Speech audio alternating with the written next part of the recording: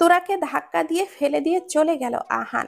ঘর থেকে বেরিয়ে যেতেই কি মনে করে আবারও ঘরে ফিরে এলেই আহান দেখলো তোরা এখনো ফ্লোরেই বসে মুখ ফুলিয়ে হাত ডলছে। তা দেখে আহান বলে উঠল, ফ্লোরে কি আঠা লাগানো আছে? এক হাত দিয়ে কুনুই ডলতে ডলতে আহানের দিকে তাকালো তোরা। ওর কথার আগা মাথা না বুঝেই বলল, মানে? মানে বোঝার মতো ঘিলু তোমার মাথায় নেই? পাঞ্জাবির ওপরের বোতামগুলো এক হাতে খুলতে খুলতে বলল আহান, একে তো আমায় ধাক্কা দিয়ে ফেলে দিলেন, তার উপরে উঠতেও সাহায্য করলেন না, এখন আবার আমায় কথা শোনাচ্ছেন? তোরার এমন কথায় আহান ঘাড় ঘুরিয়ে তীক্ষ্ণ নজরে তাকালো তোরার দিকে। কিন্তু তোরা সেই দিকে নজর না দিয়েই আবারও হড়বড়িয়ে বলতে শুরু করলো, আপনি বড়ই নিষ্ঠুর বিবেকহীন একজন মানুষ। আপনার মনে মায়া দয়া বলতে কিছুই নেই। নিজেই ফেলে দিলেন, কই একটু উঠতে সাহায্য করবেন তা না, খোঁচা মারা কথা বলেই যাচ্ছেন। ফ্লোরে আঠা লাগানো আছে কিনা এ আবার কেমন প্রশ্ন? আহান প্রচন্ড বিরক্ত নিয়ে একবার তাকালো তোরার দিকে। মেয়েটাকে কিছু প্রশ্ন করলে মুখ থেকে একটা শব্দও বের করে না, কিন্তু যখন বলে তখন থামে না, যা একেবারেই ভিত্তিহীন, অপ্রয়োজনীয়। তাই তোরার দিকে কান চোখ কোনোটাই না দিয়েই পাঞ্জাবির বোতামগুলো সব খুলে গা থেকে পাঞ্জাবিটাও খুলে ফেলল। তোরা সেই দিকে না তাকিয়েই আবারও মুখ বাঁকিয়ে বলল, কি হলো, কথা বলছেন না কেন? আহান পাঞ্জাবির নিচে পড়া সাদা পাতলা গেঞ্জিটাও খুলে শার্টটা হাতে নিতেই তোরার এহেন কথাই ওর দিকে তাকালো। এখনো ফ্লোরে বসেই পক পক করে যাচ্ছে মেয়েটা। ভুরু কুচকে খানিক তাকিয়ে রইল তোরার দিকে।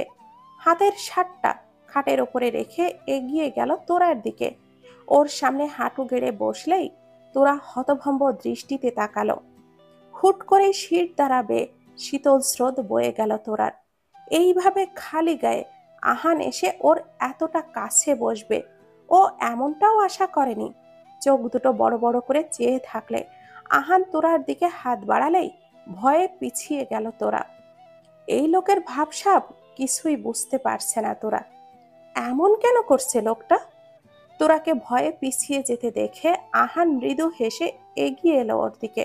মুখের ওপর থেকে চুলের গোছাটা কানের পিছে গুজে দিল। চোখে চোখ রেখেই বলল, এত উল্টোপাল্টা বকো কিভাবে বলো তো? একটু শান্তভাবে থাকতে পারো না? তোরা হাঁ করে চেয়ে আছে, কিছুতেই নিজের চোখকে বিশ্বাস করতে পারছে না। এই লোকটাকে, এই সেই জল্লাদ লোকটা হতেই পারে না। এত শান্তভাবে কি করে কথা বলছে?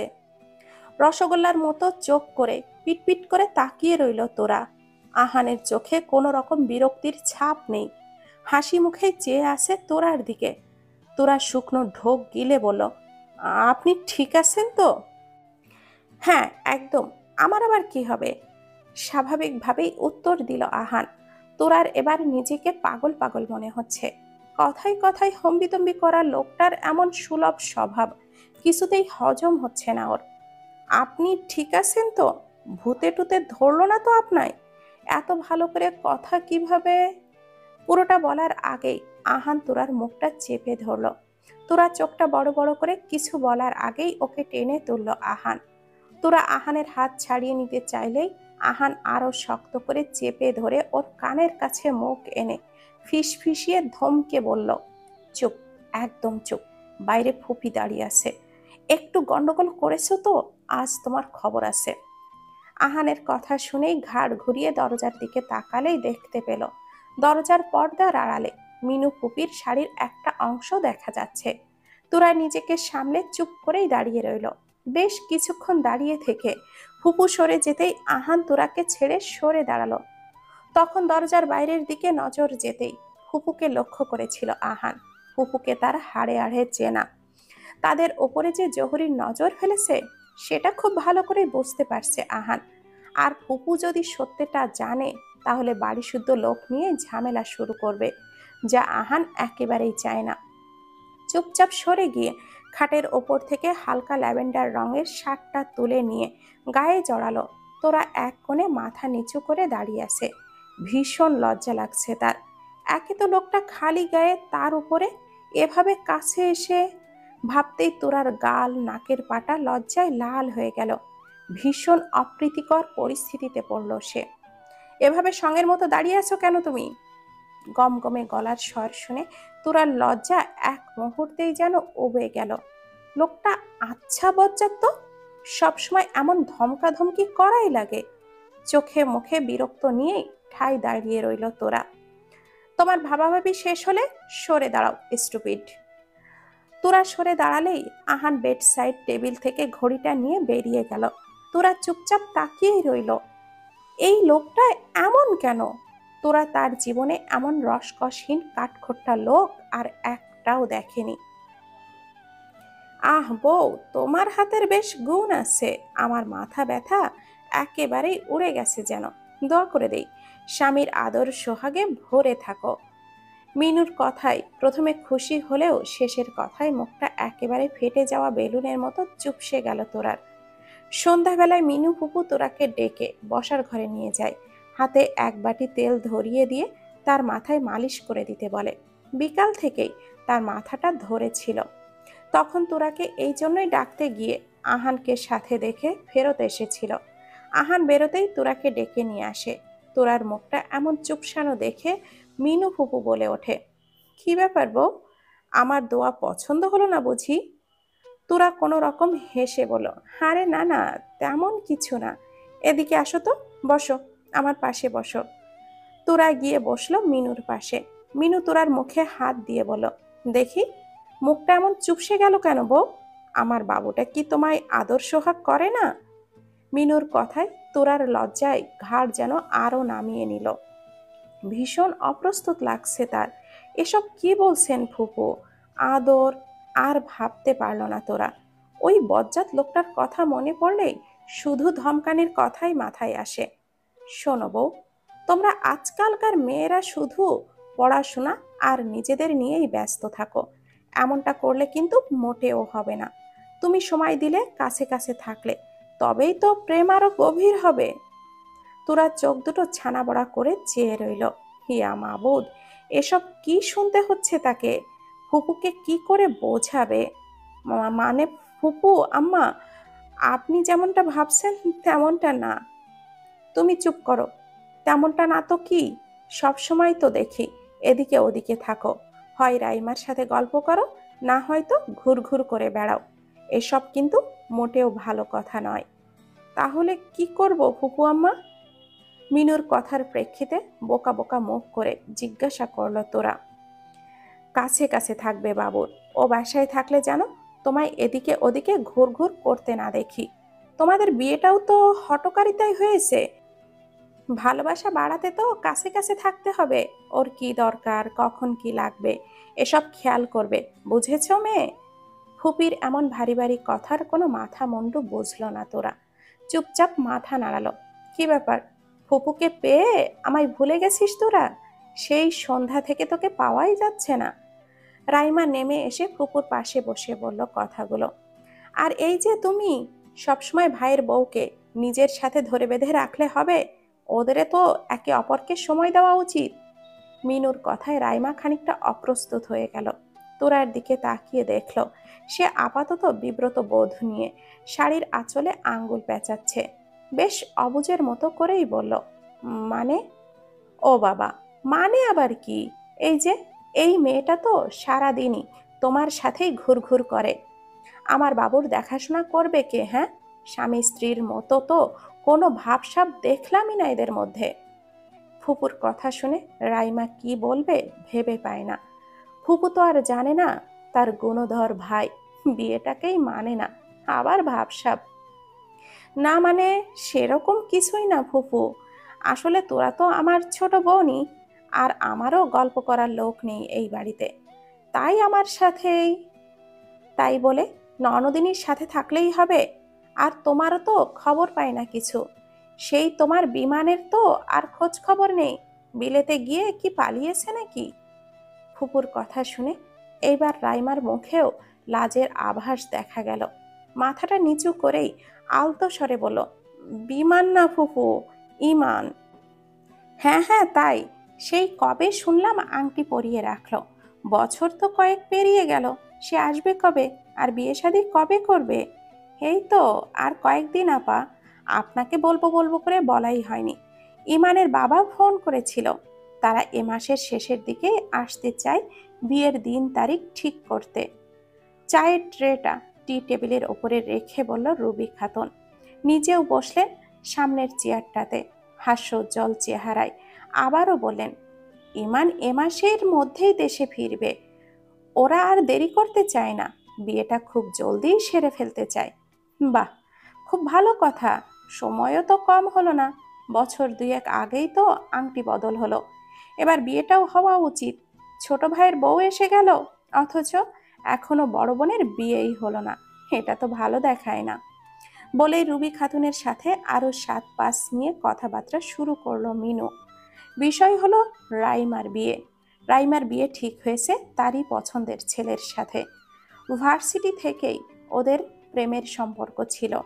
পড়াশোনা শেষে বাড়িতে জানিয়ে তাদের আংটি বদল করিয়ে রাখলেও ইমান তার পড়াশোনার খাতিরে আপাতত দৃষ্টিতে ইংল্যান্ডের প্রবাসী। দিদুন আর মা বেশ কয়েকবার এই নিয়ে গল্প করেছিল তোরার কাছে। তোরা ওখানে আর অপেক্ষা না করে একটা চায়ের কাপ হাতে তুলে নিয়ে গেল নিচতলার একদম বা পাশের ঘরটাতে। দিদুনের পায়ের ব্যথার জন্য সে ঘরেই আছে, তার জন্যই চাটা নিয়ে গেল। রাতের খাওয়া দাওয়া আর বাকি সব পর্ব চুকিয়ে ঘরে এলো তোরা। রাত খুব বেশি হয়নি, 11:30 প্রায়। ঘরে ঢুকেই দেখলো আহান বিছানায় পা শটান করে আধ শোয়া হয়ে ল্যাপটপের স্ক্রিনে চেয়ে আছে। লোকটা বাড়ি ফিরেছে রাত 9টাতে, এসে খাবারও খায়নি, বাইরে থেকে নাকি খেয়ে এসেছে। বিকেলের পর থেকে তোরার সাথে আর আহানের কোনো রকম কথাও হয়নি। দরজা খোলার শব্দে একবার আর চোখে চেয়ে আবারও নিজের কাজে মন দিল আহান। তোরা নিঃশব্দে এগিয়ে গিয়ে আহানের পাশে কফির মগটা রেখে ছোপার পাশে রাখা নিজের ব্যাগটা থেকে একটা জামা বের করে ওয়াশরুমের ভেতরে ঢুকলো। দুপুর থেকেই শাড়ি পরে আছে, আর সামলানো সম্ভব নয়। গলায় হাতে সোনার জিনিসগুলো পরায় সারা শরীর কেমন যেন চুলকানি ধরে গেছে। এসব পরার অভ্যাস মোটেও নেই ওর। শাড়িটা পাল্টে একেবারে শাওয়ার নিয়ে বেরোলো তোরা। শাড়িটা বারান্দায় মেলে ঘরে এসে আয়নার সামনে দাঁড়িয়ে চুল মুছতে লাগলো। পুরোটা সময় আহান চোখ বাঁকিয়ে চেয়ে রইল তোরার দিকে। এই মেয়ের ভাবসাব কেমন যেন ঠেকছে তার কাছে। এভাবে নিজের থেকে কফি এনে দিল, ঘরে এসে কোনো কাণ্ড না ঘটিয়েই চুপচাপ নিজের কাজ করে যাচ্ছে। ল্যাপটপে তাকিয়েই ভাবতে ভাবতে কফিতে শেষ চুমুকটা দিল আহান। এই মুহূর্তে এই জিনিসটার ভীষণ দরকার ছিল তার। ভার্সিটির বেশ কয়েকটি অনলাইন প্রজেক্ট তৈরি করার দায়ভার তার ওপরেই এসে বসেছে। তার সাথে এবার ফার্স্ট ইয়ারের সকলের রেজিস্ট্রেশন চেক করা, আর এসব কাজেরও সকল দায়িত্ব তার ঘাড়েই এসেছে। ল্যাপটপের শাটারটা নামিয়ে কাপটা পাশে রেখেই চোখ দুটো বার কয়েক ঝাপটালো। ঘাড়টাও কেমন যেন টনটন করছে। কোল থেকে সব কিছু নামিয়ে রেখে ঘাড়টা এদিকে ওদিকে ঘোরাতেই বাম পাশেই চোখ আটকে গেল আহানের। হুট করে কেমন যেন ধক করে উঠল ভেতরটা। আয়নার সামনে দাঁড়িয়ে এক পাশে ঘাড় কাত করে চুল ঝাড়ছে তোরা। ক্রিম কালারের একটা পাতলা ফিনফিনে সালোয়ার কামিজ তার পরনে। গোসল করে আসায় ভেজা চুলের পানিতে পিঠ থেকে কোমর অবধি ভেজা, আর সেই ভেজা জামা পিঠে একদম আষ্টে পৃষ্ঠে লেপ্টে আছে, যাতে করে মেয়েলি সুডহুল কোমরের ভাঁজ একেবারেই স্পষ্ট দৃশ্যমান। ধপ করে চোখটা সরিয়ে নিল আহান। মন্ত্রমুগ্ধের মতো চেয়েছিল সে। পুরুষালী নজরে তোরার শরীরের আগাগোড়া না চাইতেও পরখ করেছে সে। নিজেকে কেমন যেন বেহায়া মনে হচ্ছে এবার। এভাবে তাকানো মোটেও ঠিক হয়নি তার। তোরা চুপচাপ খাটে এসে এক পাশে গুটিসুটি মেরে শুয়ে পড়ল। আহান আরেকবার আর চোখে চেয়ে নিল তোরার দিকে। মেয়েটাকে আজকে কেমন যেন অন্যরকম লাগছে। প্রথম দিনে আহানের দেখা অল্প বয়সী বাচ্চা মেয়েকে ছাড়িয়ে ইদানিং যুবতী তোরাকে নজরে আসে তার। আহান চুপচাপ বিছানা ছেড়ে উঠে বারান্দায় গিয়ে দাঁড়ালো। এই বিয়েটা সে মানে না। হুট করে হওয়া এমন বিয়েটার কোনো মানেই নেই তার কাছে। তাই সম্পর্কের মায়াজালে নিজেকে জড়িয়ে ফেলার আগেই ছাড়িয়ে নিতে চায়। না, আর সময় নেওয়া যাবে না, একটা সিদ্ধান্তে আসা খুবই দ্রুত দরকার। আহান চায় না তার জন্য কোনো মেয়ে আশা ধরে বসে থাক ঘর বাঁধার। সবারই নিজস্ব জীবন আছে, ভালোভাবে বাঁচার অধিকার আছে। এভাবে মিথ্যা সম্পর্কে জড়িয়ে রেখে সে কারোর জীবনকে থমকে রাখতে চায় না। বিভিন্ন চিন্তাধারায় মত্ত হয়ে সিগারেটে টান ধরল আহান। নিকোটিনের ধোঁয়া টানা তার নিত্যদিনের অভ্যাস নয়, তবে কিছু সময় একান্তই বিভোর থাকতে চেয়ে এর চেয়ে ভালো সঙ্গী আর কিছু আছে বলে মনে হয় না আহানের। হঠাৎ মেয়েলি স্বরে ফুঁপিয়ে কান্নার আওয়াজে ধ্যান ভাঙল আহানের। আওয়াজটা তার ঘর থেকেই আসছে না। হাতের জ্বলন্ত সিগারেটটা ফেলে ঘরে আসতেই দেখল বিছানায় গোল হয়ে বসে আছে তোরা। ফুঁপিয়ে ফুঁপিয়ে কাদার দাপটে বারবার কেঁপে উঠছে মেয়েটা। তোরা, কি হয়েছে তোমার? কাঁদছো কেন?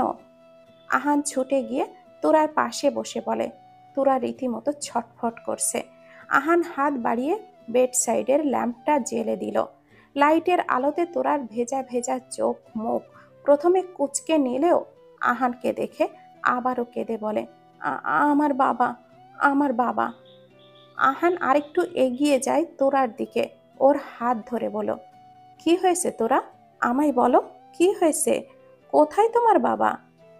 আমার বাবা চলে গেল। আমার বাবা আমায় ফেলে চলে গেল। ওরা আমার বাবাকে নিয়ে গেল। আমাকে আমার বাবার কাছে নিয়ে চলুন না। আমার বাবা ছাড়া তো আর কেউ নেই। আহান বুঝতে পারল তোরা ওর বাবাকে নিয়ে নিশ্চয়ই কোনো স্বপ্ন দেখেছে। তোরাকে শান্ত করতেই ওর হাতটা ধরে বলল, তোরা শোনো, তোমার বাবাকে কেউ নিয়ে যাচ্ছে না, তুমি শান্ত হও।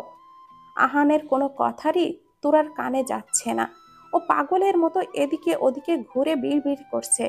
হুট করে আহানের টি শার্টটা দুই হাতে খামছে ধরল। আমাকে আমার বাবার কাছে নিয়ে চলুন না, দিয়ে আসুন না আমায় আমার বাবার কাছে। বাবা ছাড়া আমার কেউ নেই। আমি আর আপনাকে বিরক্ত করব না, আর কখনো আসবো না আপনার সামনে। আমাকে আমার বাবার কাছে দিয়ে আসুন। আমার খুব কষ্ট হয় বাবাকে ছাড়া। আমার বাবার মতো কেউ নেই। চাচি আমায় খুব মারে, চাচাও পছন্দ করে না। আমি চলে যাব, আমি আমার বাবার কাছে যাব। আমি আপনার পায়ে পড়ি, আমায় নিয়ে চলুন দয়া করে আমার উপর। বলেই হাউমাউ করে কেঁদে যাচ্ছে। আহানের কোনো কথা তোরাকে শান্ত করতে পারছে না। আচানকই আহানের বুকের ভেতরে চিনচিনে ব্যথা শুরু হলো। মেয়েটার এমন বিধ্বস্ত চেহারা তার বক্ষস্থলে চড়াঘাত করছে। এতটুকু মেয়ে মা বাবা হারিয়ে তার উপরে চাচা চাচির ব্যবহারেও এমন নির্মমতা। আহানের ভীষণ কষ্ট হলো তোরার এহেন অবস্থা দেখে। দুঃস্বপ্ন আর পেছনের কথা মনে পড়ে তোরার প্যানিক অ্যাটাক এসেছে। এটা আহান বুঝতে পারলো। ওকে এখন শান্ত করা দরকার। মেয়েটা যে কিছুতেই থামছে না। আহান কোনো দিক না পেয়ে তোরাকে জাপটে ধরে শক্ত করে বুকের মাঝে চেপে ধরল। তোরাও কান্নার দাবটে ভাবান্তরহীন হয়ে আহানের পিঠে দুই হাত খামছে ধরে আহানের বুকে মুখ গুজে ফুঁপিয়ে কাঁদতে থাকে। আহান কোনো রূপ বাক্য ব্যয় না করেই পরম আবেশে তোরার মাথায় হাত বুলিয়ে দিতে লাগলো। এমন আকস্মিকতায় আর উন্মাদনার প্রখরতায় আহানের এই ছোট্ট আদর যেন এক পশলা বৃষ্টির ন্যায় ঠান্ডা করে দিল তোরাকে। দুই হাতে আরো জাপটে খামছে ধরে মিশে গেল আহানের বুকের মাঝে। বেশ কয়েক মিনিট অতিবাহিত হলে তোরার কান্না দমে। কান্না থেমে গেলেও খানিক বাদে বাদে কেঁপে উঠছে তোরা। আহান আস্তে ধীরে ওর মাথায় হাত বুলিয়ে দিচ্ছে। তোরার কোনো রকম সাড়া শব্দ না পেয়েই ঘাড় কাত করে দেখল তোরা ওর বুকেই আবারও দুই চোখ বুজে ঘুমিয়ে গেছে। ওকে আলতোভাবে সরিয়ে দিতে নিলেই তোরা ঘুমের ঘোরে জাপটে ধরলো আহানকে। উপায়ন্তর না পেয়ে আহান ওভাবেই ধরে রাখলো। আস্তে আস্তে তোরা ঘুমে আরো বিভোর হয়ে গেল। এক হাতে এগিয়ে ল্যাম্পটা বন্ধ করে দিল আহান। ঘড়ির কাঁটায় 1:07। আহান তোরাকে আর সরালো না। কেন জানি একদম ইচ্ছে করছে না মেয়েটাকে সরাতে। কেমন বাচ্চার মতো গুটিয়ে মিশে আছে আহানের বুকে। বুকের এক পাশটা চোখের পানি আর নাকের পানিতে ভিজিয়ে ফেলেছে অদ্ভুতভাবে। অত্যন্ত শুচিবাই স্বভাবের হওয়া সত্ত্বেও আহানের কোনো অস্বস্তি হলো না। মেয়েটাকে আগলে রাখতেই তার ভালো লাগছে। নিস্তব্ধ পরিবেশ, ঝিঝি পোকার ডাক আর ঘড়ির কাঁটার খটখট শব্দ ছাড়াও আরো একটা শব্দ খুব তীক্ষ্ণভাবে বিচ্ছে আহানের কানে। তুরা আহানের বুকের ভেতরেই মুখ গুজে জোরে জোরে নিঃশ্বাস ছাড়ছে, যার শব্দ স্পষ্ট চড়াঘাত দিচ্ছে আহানের কর্ণকুহরে। ঘুমের ঘোরেই তোরা আহানের বুকে বাচ্চাদের মতো করে মুখ ঘষে দিল। তড়িৎ গতিতেই আহানের সারা বদনে যেন তরঙ্গ খেলে গেল। হৃদযন্ত্রের ছন্দময় ক্রিয়াটাও যেন বিগড়ে গেল। এলোমেলো অনুভূতির জোয়ারে আছড়ে পড়ার শব্দ স্পষ্ট আহানের ভেতর তোড়পাড় তুলেছে। তোরা ঘুমে বোধ থাকলেও আহান তো পুরোপুরি জাগ্রত সজ্ঞানে।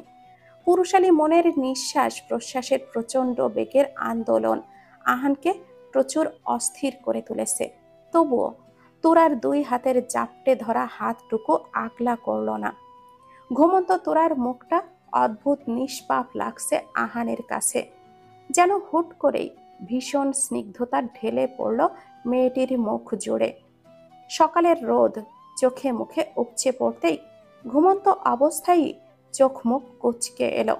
বিরক্তিতে পাশ ফিরে শুতেই বিন্দু বিন্দু জলকণা ছিটকে পড়ল তোরার চোখে মুখে।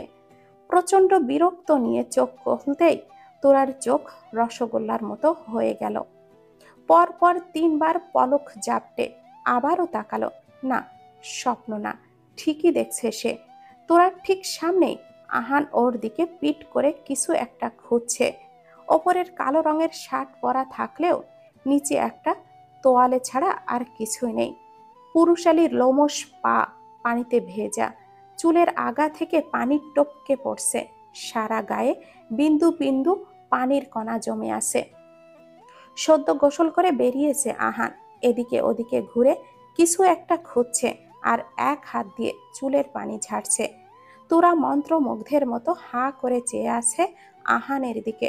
সারা গাল জুড়ে লাল টুকটুকে আভা ছড়িয়ে গেল, অপলক চেয়ে রইল।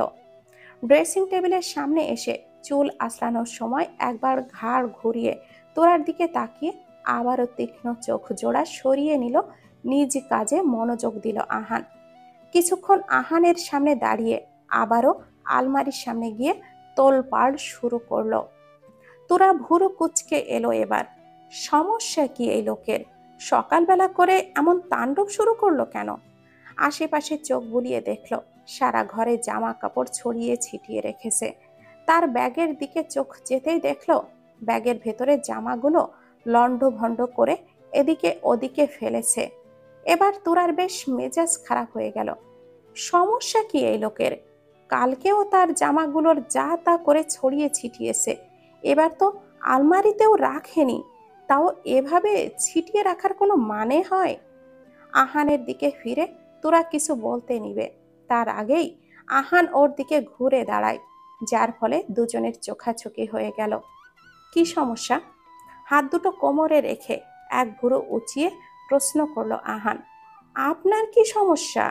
তোরা উল্টে প্রশ্ন করাতেই আহানের মুখের বিরক্তির ছাপ আরো গাঢ় করে বলল, সকালবেলা উঠেই চোখ দিয়ে গিলে খাচ্ছ আমায়, আবার আমায় বলছো কি সমস্যা? আহানের কথায় তোরার চোখে মুখে ভীষণ বিরক্তি আর অবাকের রেশ। সে কখন চোখ দিয়ে গিলে খাচ্ছে? আজব! এই লোকটার মাথায় সমস্যা আছে নাকি? একে তো সকালবেলা উঠেই ঘরের অবস্থা গোয়ালঘর বানিয়েছেন, আবার বলছেন আমি চোখ দিয়ে গিলছি, তাও আবার আপনার মতো জল্লাদকে। শেষের কথাটা খানিকটা বিড়বিড়িয়েই বলল তোরা। আহান সেই দিকে ভ্রুক্ষেপ না দিয়েই বলল, আমার ঘর, আমি গোয়ালঘর বানাই আর আস্তাবল বানাই, তাতে তোমার কি? হ্যাঁ, তা ঠিক, আপনি গোয়ালঘরে থাকেন আর আস্তাবলেই থাকেন, তাতে আমার কি? আপনি আমার জামা কাপড় কেন ছড়িয়েছেন? আহান আবারও আলমারিতে হাত দিয়ে ব্যস্ত স্বরে বলল, একে তো আমার ব্ল্যাক প্যান্টটা খুঁজে পাচ্ছি না, তার উপরে তোমার এসব পকপকানি শুনিয়ে আমার মাথাটা খারাপ করবা না একদম। তুমি এসে থেকেই আমার ঘরের একটা জিনিসও ঠিকঠাক পাওয়া যায় না। তো আপনার প্যান্ট খুঁজে পাচ্ছেন না, তাতে আমার কি? আমার ব্যাগ কোনো কেন ঘাটছেন আপনি? তোরার কথায় আহান ঘাড় ঘুরিয়ে বলল, কারণ তোমাকে দিয়ে একদমই বিশ্বাস নেই, তোমার ব্যাগেও ঢুকিয়ে রাখতে পারো। আহানের এমন যুক্তিহীন কথা শুনে তোরার কপালে ভাঁজ আরো গাঢ় হলো। পাগল নাকি লোকটা? সে কেন ওই হনুমানটার প্যান্ট নিতে যাবে? সে কি করবে প্যান্ট দিয়ে? আজব তো। আপনার মাথার কয়টা তার কাটা বলুন তো? আমি কেন আপনার প্যান্ট নিব? আমি কি প্যান্ট পরি? আহান তোরার কথায় কান না দিয়েই আলমারি থেকে একটা কালো প্যান্ট বের করলো। এটাই তো সেই কালো প্যান্টটা। তাহলে এতক্ষণ কেন শুধু শুধু তাকে এতগুলো কথা শোনালো? এক আঙ্গুল উঁচিয়ে কিছু বলতে যাবে, তার আগেই তোরার চোখ ডান পাশে পড়ে থাকা তার ব্যাগটার দিকে যেতেই মুখে লাগাম পড়ে যায়। ঝড়ের বেগে উঠে গিয়ে ব্যাগের কাছে গিয়ে নিচে পড়ে থাকা জিনিসগুলো তুলে নিল। তুরাকে এভাবে ছুটে যেতে দেখে আহান ভুরু কুচকে তাকায় ওর দিকে। তুরা আপাতত দুই হাত পেছনে রেখে ফিক্সড একটা লুক দিয়ে চেয়ে আসে আহানের দিকে। এ পর্যায়ে আহানের বেশ সন্দেহ হলো। এই মেয়েকে দিয়ে এক চুল পরিমাণও বিশ্বাস নেই ওর। হাতের প্যান্টটা খাটের উপরে ফেলে এগিয়ে এসে বলল, কি লুকাচ্ছ তুমি? তোরা থতমত খেয়ে গেল আহানের কথা শুনে। হতবুদ্ধির মতো ঘন ঘন ঘাড় নাড়িয়ে বলল, কই কিছু না তো। তাহলে পেছনে হাত দিয়ে কি লুকাচ্ছ দেখি তো? না, আমি কিছুই লুকাচ্ছি না। আর আপনার প্যান্ট তো পেয়েছেন, আমি নিশ্চয় আপনার প্যান্ট নেইনি। এটা সেটা প্যান্ট নয় যেটা আমি খুঁজছি, ঠিক আছে? তুমি নিশ্চয় সেটাই লুকিয়ে রেখেছ। কই দেখি তো। তোরা এবার 3 কদম পিছিয়ে গেল। হে কোন গেড়া কলে ফাঁসলো সে! এবার এই লোকটাকে কি করে বোঝাবে সে? আহান তোরার দিকে 2 কদম এগিয়ে এসে বলল, হাত সামনে আনো, কি লুকিয়ে রেখেছ তুমি? তোরা ভয়ে আরো পিছিয়ে গেল।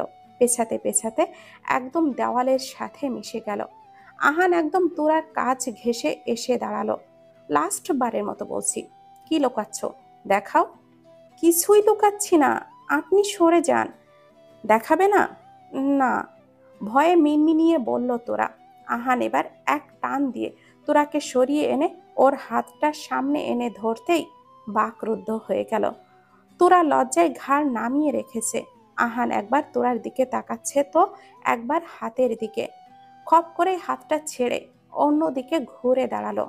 তোরা লজ্জায় বিহ্বলিত হয়ে এক চুলও নড়াচড়া করার শক্তি হারিয়েছে। যেটার ভয় পাচ্ছিল সেটাই হলো। জামা কাপড়ের সাথে তার ব্যবহার্য অতি গোপনীয় জিনিসটাও ব্যাগের বাইরে পড়েছিল। লাল রঙের ফিতাটা দেখেই সে ছুটে এসে সেটাই লুকাতে চেয়েছিল, কিন্তু এই বজ্জাত লোকটা দেখেই ফেলল। লজ্জায় তোরার মাটির নিচে ঢুকে যেতে ইচ্ছে করছে। শেষে কিনা এই দিনটাও তার দেখতে হলো। আহান বিছানার ওপর থেকে প্যান্টটা নিয়ে গটগট করে অশ্রমের ভেতরে ঢুকে ঠাস করেই দরজাটা লাগিয়ে দিল। তোরা কিছুক্ষণ ঠায় দাঁড়িয়ে থেকে সেও বেরিয়ে গেল ঘর থেকে। ব্যাস, অনেক হয়েছে। কিছুতেই আসবে না আর এই রকম হনুমানটার ঘরে। আস্তা একটা বেশরম লোকটা। সি সি সি। লজ্জায় তোরা নাক কান সব কাটা যাচ্ছে। ভার্সিটির সামনে এসে রিক্সাটা দাঁড়াতেই তোরা নেমে ভাড়াটা দিয়ে এক হাতে ব্যাগটা ধরে এগিয়ে আসলো। তখন ও ঘর থেকে বেরোনোর পর সোজা রাইমার ঘরে এসে গোসল করে রেডি হয়ে বেরিয়ে পড়েছে। আজ সে একাই যাবে ভার্সিটিতে। ইম্পর্টেন্ট ক্লাসের দোহাই দিয়ে নাস্তা না করে বেরিয়ে পড়েছে তোরা, কারণ সে ওই বজ্জাত লোকটার সামনে কিছুতেই পড়তে চায় না। বাবা আজ সকাল সকাল অফিসে যাওয়ার দরুন গাড়িতেই আসতে হয়নি তার, তাই নিশ্চিন্ত হয়ে ভার্সিটির ভেতরে পা বাড়ালো। খানিক এগিয়ে গিয়ে সিঁড়ি বেয়ে ওপরে ওঠার নির্দিষ্ট ক্লাসে ঢুকতেই নজরে আসলো কাঙ্ক্ষিত চেহারা দুটো। ঠোঁট প্রসারিত করে সামনে হেসেই এগিয়ে গেল তোরা। ফারিহা আর সাদমান একসাথেই বসে আছে। এই কয়দিনে তিনজনের বেশ ভাব জমেছে। সাদমান পড়াশোনায় একটু বেশি সিরিয়াস, তিনজনে তুলনামূলক সেই বেশি ভালো। ফারিয়া সবসময় চিল মুডে থাকা মানুষ, আর তোরা মাঝামাঝি পর্যায়ে। এখনো সাদমান বইয়েই মুখ গুজে আছে, আর স্বভাব সুলভ ফারিয়া নানান রকম উদ্ভট কথা বলে তাকে বিরক্ত করছে। তোরা যেতেই ওকে দেখে ফারিয়া বলল, আরে ডিয়ার, তোমারই তো অপেক্ষা করছি। এসো এসো, বসো। তোরা হাস্যজ্জ্বল চেহারা নিয়ে বসলো ফারিহার পাশে। সাদমান তোরাকে দেখে বই থেকে মুখ তুলে হাই বলল। তোরা হেসেই হ্যালো বলল। আজ এত তাড়াতাড়ি চলে আসলে যে? ফারিহার কথা শুনে তোরা চুপ করেই থাকলো। সে যে কোনো কেন আগে এসেছে সে ব্যাপারটা তো আর মুখে বলার মতো না। তোরা নিরুত্তর থাকা অবস্থায় সাদমান বলল, আহান স্যারের দেওয়া অ্যাসাইনমেন্টটা করেছো তোরা? অল্প কিছু, পুরোটা শেষ হয়নি এখনো। সাদমান নাকের ডগায় এসে পড়া চশমাটা এক আঙ্গুলের সাহায্যে তুলে আবারও বলল, কালকেই তো সাবমিট করতে হবে, কখন করবে তুমি? তোরাকে উত্তর না দিতে দিতে পাশ থেকেই ফারিহা বলল, আরে থাম ভাই, তোরা কি অ্যাসাইনমেন্ট নিয়ে পড়েছিস? আমি তো এখনো শুরুই করিনি। ফারিহার এমন কেয়ারলেস কথায় সাদমান প্রয়োজনের বেশি অবাক হয়ে বলল, হাই, এখনো করনি? স্যারকে কি সাবমিট করবে তাহলে? আজকে রাতের মধ্যেই করে ফেলবো ইয়ার। দায়সারা ভাবটা বজায় রেখেই বলল ফারিহা। তোরা কিছু বলতে নিবে তার আগেই ক্লাসে আগমন ঘটল the most wanted charming lecturer for all, Irfan Mahmud Ahan. সবাই দাঁড়িয়ে গুড মর্নিং জানালে। তোরাও চুপচাপ উঠে দাঁড়ালো। মুখ তুলে তাকাতেই চোখাচোখি হয়ে গেল আহানের সাথে তোরার। তৎক্ষণাৎই চোখটা নামিয়ে নিল। ইস, কি লজ্জা! এত লজ্জায় এর আগে কখনো পড়েনি তোরা। আহান এক পলক চেয়ে অন্যদিকে মন না দিয়েই ক্লাস নেওয়া শুরু করলো। পুরো 1 ঘন্টা 10 মিনিট পর ক্লাসের ঘন্টা বাজলো। আহান সবাইকে বিদায় জানিয়ে বেরোতেই তোরা হাঁপ ছেড়ে বাঁচল। ক্লাস চলাকালীন না চাইতেও বার কয়েক চোখাচোখি হয়েছিল আহানের সাথে।